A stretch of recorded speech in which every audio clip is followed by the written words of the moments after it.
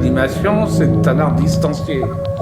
C'est un art adulte, c'est un art difficile comme approche, etc. Totalement libre.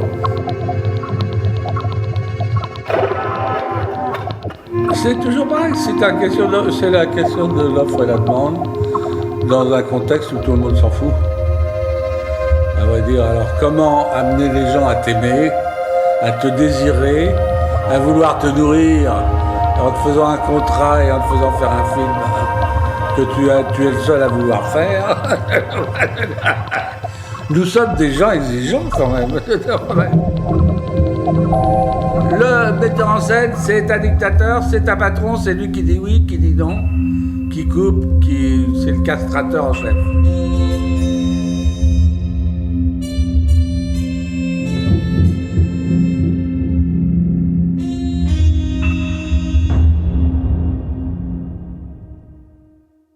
Quand nous naissons, nous avons des fées qui viennent à notre berceau.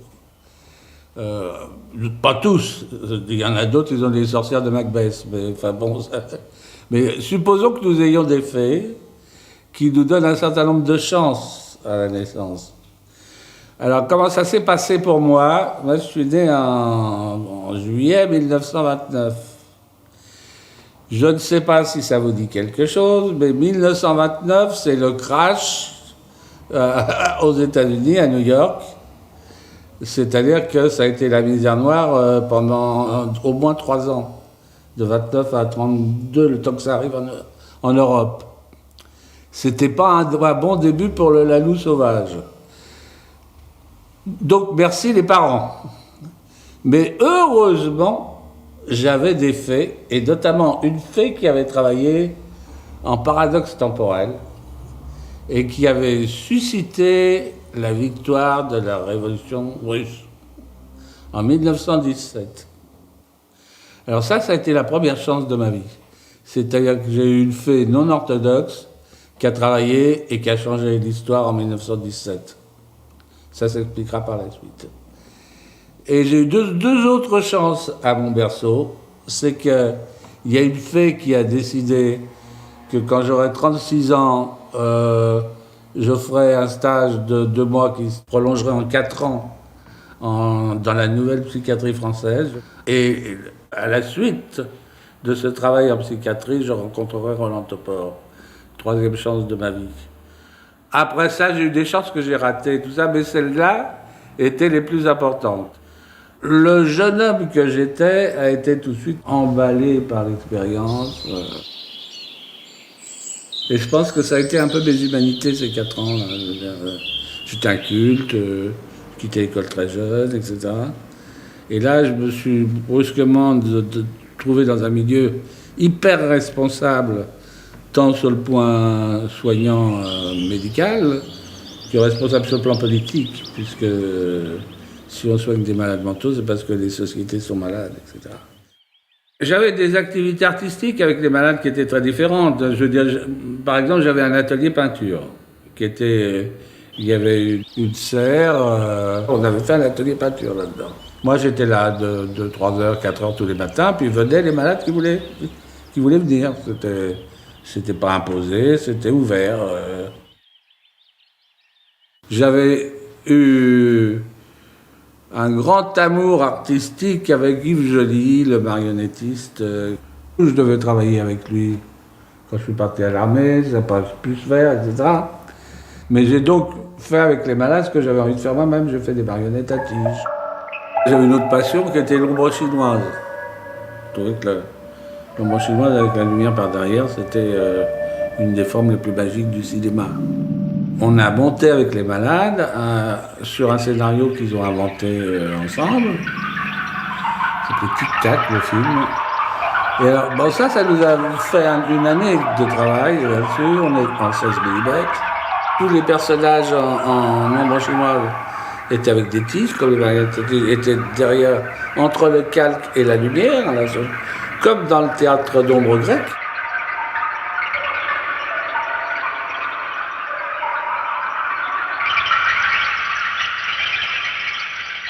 Il était assez magique, le film. Il avait un grand charme. Et il avait un côté art brut aussi, puisque c'était très, très spontané. Et j'ai un copain qui m'a dit ah, j'ai montré ça à Rossif, à la télé. Et Rossif l'a pris. Alors, le film 16 mm fait par une équipe de Madame Manteau, de la clinique du Cours-Cheverny, s'est retrouvé un soir de la semaine en prime time, à 8h30, entre un Fernandel et un Christian Jacques. Alors évidemment, qu'est-ce qui s'est passé? Moi après, tous les jours, j'allais voir Frédéric Rossif. J'exagère parce que j'étais à la Borde et que je travaillais à la Borde. Mais à chaque fois que je montais à Paris, j'allais voir Frédéric, qui était un monsieur absolument adorable. Un grand monsieur, un grand cinéaste, absolument adorable. Et je disais, faut que je fasse un court-métrage. Alors maintenant, on va faire un vrai avec les bananes, on va faire un vrai en 35, en couleur, etc. Qui je dois voir pour le monter, etc. Alors il m'a envoyé chez tous ses copains. Alors, il dit, voilà, c'est un film collectif qui a été réalisé par des malades d'une clinique psychiatrique que je voudrais animer, on pourra en faire des animés.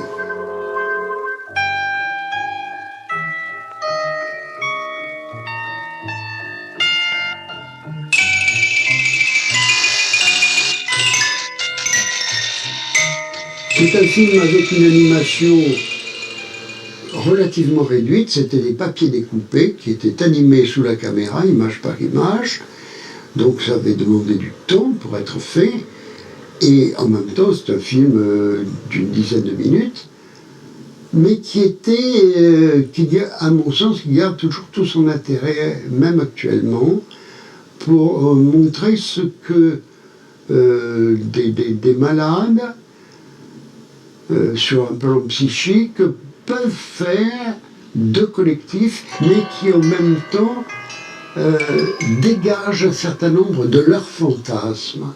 C'est l'approche qui est intéressante, c'est la vision des choses. C'est le fait de travailler avec des malades mentaux qui est intéressant. C'est le fait de leur donner la parole. C'est le fait de travailler sur leur graphisme et de respecter leur graphisme, de ne pas y toucher. Tout ça, c'est une démarche. Moi, j'étais excité comme un pou là-dessus, hein, parce que là, c'est la liberté de création. Là, c'est la vraie liberté. J'ai jamais retrouvé le plaisir de faire un film, j'ai jamais retrouvé ce plaisir-là, avec ce film-là, en faisant un autre film. Jamais. Il a adoré Les Dents du Singe.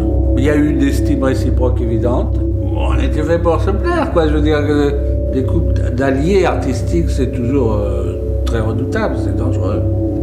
Mais souvent, ça marche pendant quelques années, quoi. Avec Roland, ça a quand même marché une dizaine d'années. C'était un personnage absolument éblouissant. Il m'a fait découvrir ce que c'était que l'imagination, ce que c'était que l'idée. Les idées, le bienfait d'avoir des milliers d'idées. Enfin, je veux dire, c'est une conception du monde qui est d'une richesse infinie, quoi. Pour un artiste, c'est merveilleux de découvrir ça. Donc Roland, c'est la grande rencontre. Ça ne veut pas dire qu'il soit facile à vivre, etc. Forcément nombrilique et paranoïaque. On a fait un projet, Les Temps Morts. Alors il y avait des dessins de Topor, pratiquement pas animés, très beaux dessins, sur les désastres de la guerre, notamment. Et puis il y avait des stock shots que j'avais trouvés chez Claire, et il y avait des gravures. L'homme, en effet, est un être respectueux, respectable même. Il se découvre, il salue, il défile.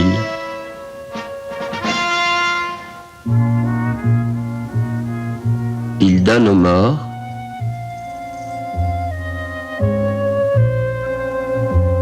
Il prête aux vivants.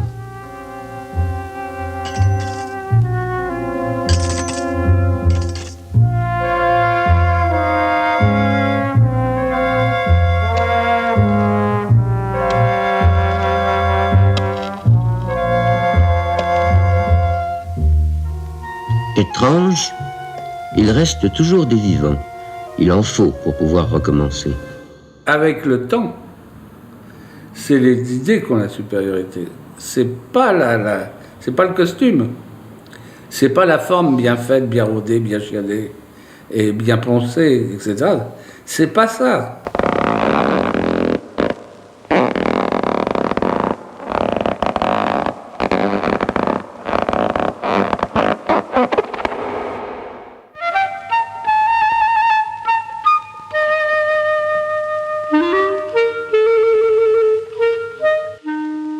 Il est venu me proposer le scénario d'un film qu'il avait écrit avec Roland Topor et qu'il devait faire, qu'il devait réaliser sur des dessins de Roland Topor. Et Roland Topor était un garçon à l'époque peu connu, mais que moi je connaissais, donc je connaissais déjà l'œuvre, aussi bien écrite que dessinée. Et c'est une idée qui m'a assez emballé.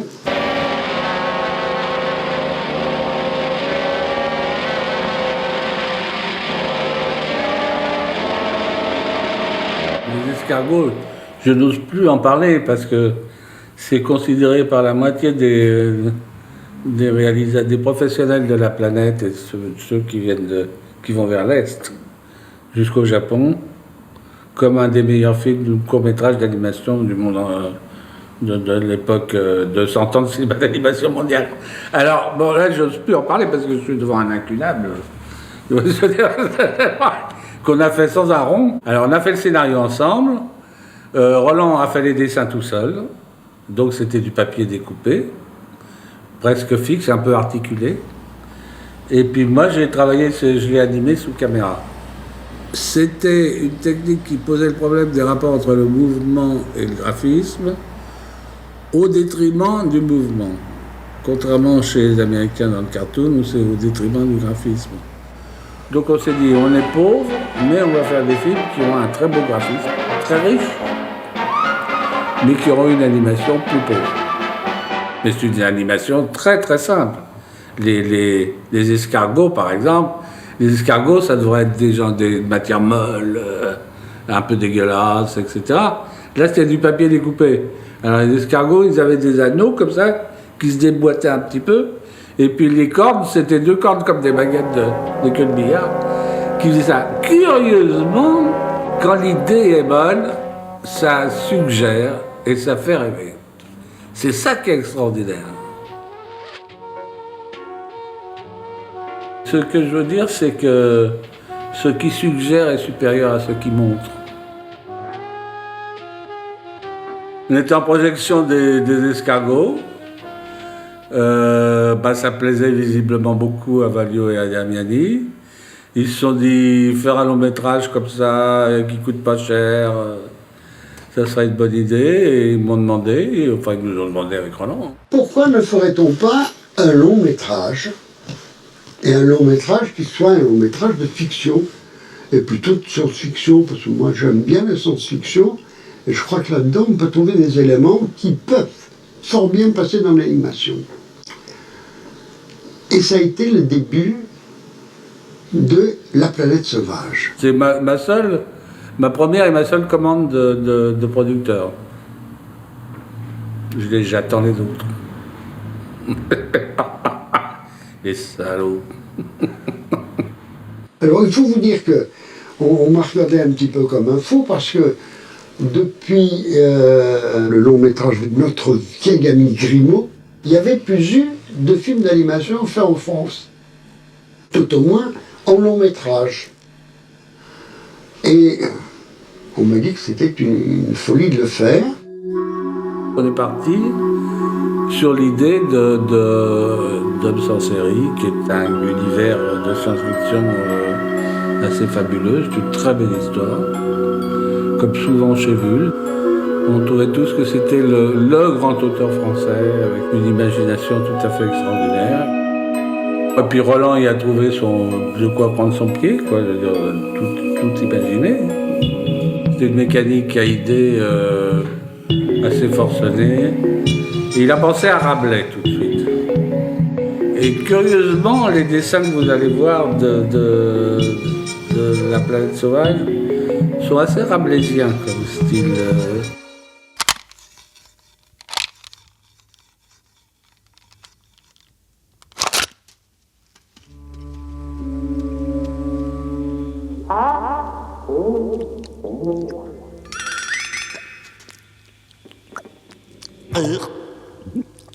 Nous avons trouvé une coproduction avec le pays qui pour nous était quand même le pays du grand film d'animation, avec Trinka et d'autres Tchèques, c'était de faire ça avec la Tchécoslovaquie.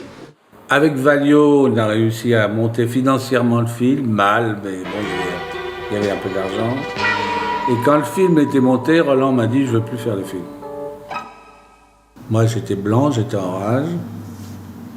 Et je dis pourquoi? Il me dit, ma mère m'a dit que je ne devrais pas faire ce film, que c'est pas intéressant pour moi. Je dis bon, bravo les mamans castratrices. Alors, j'étais plutôt en colère. Roland, il avait beaucoup travaillé en préparation, c'est-à-dire qu'il avait beaucoup travaillé les idées scénaristiques, c'était très avancé.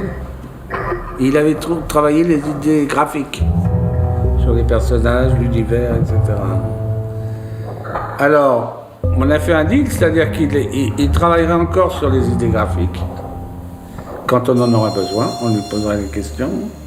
Et moi, à Prague, je prendrai un dessinateur qui assurerait le traitement définitif du graphique de la planète. Ce qui fait qu'en 4 ans, moi j'ai vu Roland 15 jours à Prague. On a été les premiers Français à choisir la mondialisation de l'esclave. C'est-à-dire on va où l'esclave est le moins cher. Et à cette époque-là, c'était l'esclave communiste.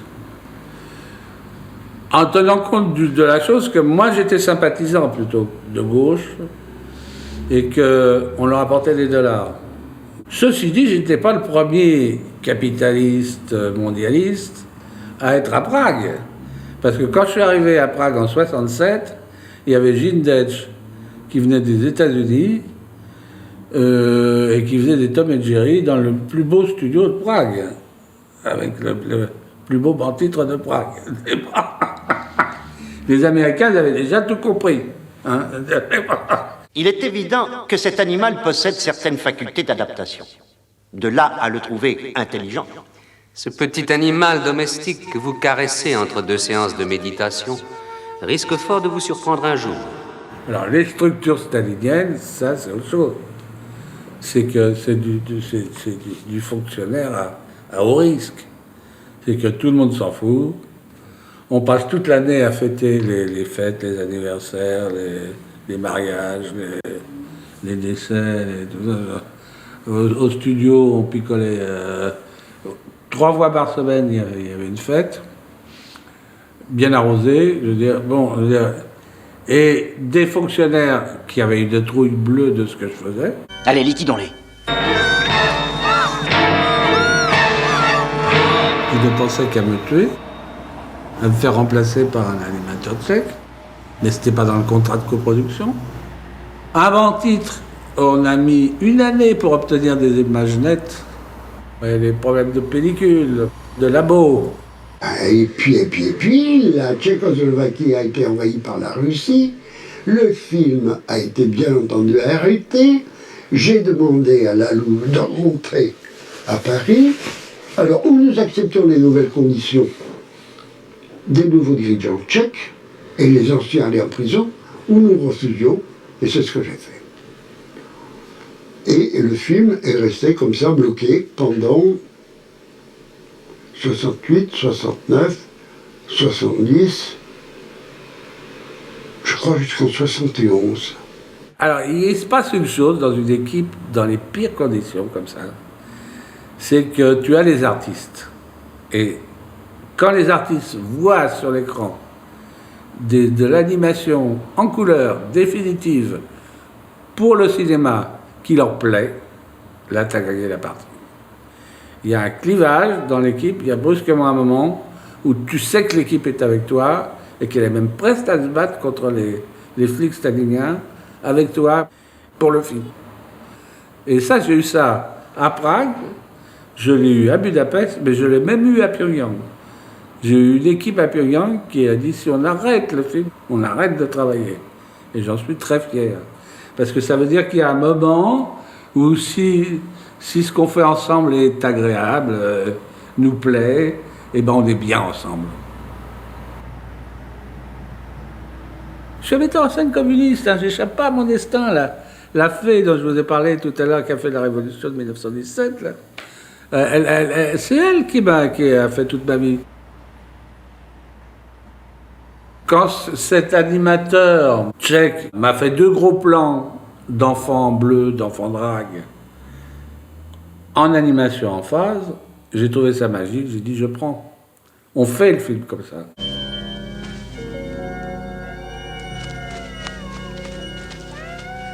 Oh, regardez père, une femelle d'homme et son petit. La richesse du traitement de la couleur sur le papier, du traitement du trait noir gravé, si on veut, sur le papier pour simuler un modelé ou pour simuler une ombre.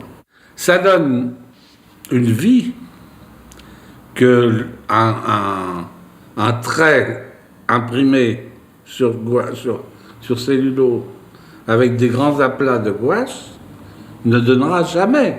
Malheureusement, ça coûte très cher, alors personne ne refera un film comme La Planète. Les Tchèques nous ont dit, écoutez, le film a trop duré, ça nous coûte trop cher, et on va arrêter là. Et ce qui fait qu'il manque 4 séquences. Toujours est-il que nous voilà avec un film terminé, sélectionné pour Cannes. C'est là le prix spécial du jury. C'était quand même la première fois qu'un film d'animation de long métrage était en compétition dans tous les domaines avec les films d'acteurs. Hein. C'est ça l'originalité c'est qu'il y a eu des films d'animation qui ont été primés à Cannes, mais ils étaient primés en tant que films d'animation, court-métrage, tout ça. Et c'était le premier film qui était primé comme un film d'Orson Welles, ou, si je peux me permettre, tout ça. Je vais choisir un bon. C'est un succès qui pour moi a été un bide parce que j'étais coincé. Topor voulait plus dessiner. Ça avait fonctionné avec La Planète, mais ça ne pouvait pas fonctionner 2 fois. En tout cas, moi, ça m'avait coûté trop cher psychiquement. Donc j'étais coincé, c'était foutu. Je ne pouvais plus aller voir un producteur en disant je travaille avec Topor, etc. Parce que Topor, ça l'aurait abusé de travailler au scénario, de faire quelques coquilles, etc. Mais il n'aurait pas subi. J'ai vécu des grandes périodes de doute. J'ai une vie en dents de scie qui est d'une part de survivre en gagnant sa vie et d'autre part pas se mépriser en faisant des choses détestables, alors se réaliser comme artiste. Je ne pouvais prendre mon pied, non pas avec le luxe des moyens parce que je les ai jamais eus, mais avec le luxe des idées. Je sais ce que tu sais. Les hommes métal sont mes exécutants. Mais je sais ce que tu ne sais pas. Ils viennent du futur. Enfin, je les ai vus à l'œuvre. Ils pétrifient tous les vivants. Ils les enferment dans des œufs où ils subissent je ne sais quelle horrible mutation. Tu veux comprendre quelque chose. Tu veux sauver Jasper. Tu veux me tuer. Laisse ta petite seringue ridicule et écoute. Je répète. Cette invasion vient du futur. Absurde.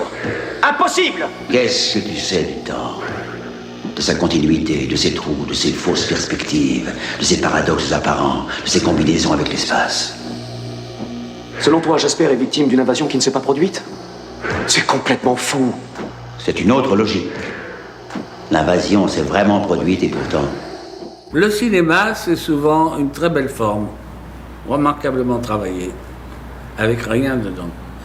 Moi, j'ai eu une démarche totalement contraire. Donc j'ai toujours joué les idées, les scénarios, les sujets, les idées indépendantes et libres.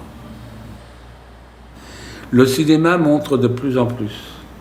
C'est du cinéma de dictateur paranoïaque. Et il dit de moins en moins. Il faudrait du cinéma de schizophrène.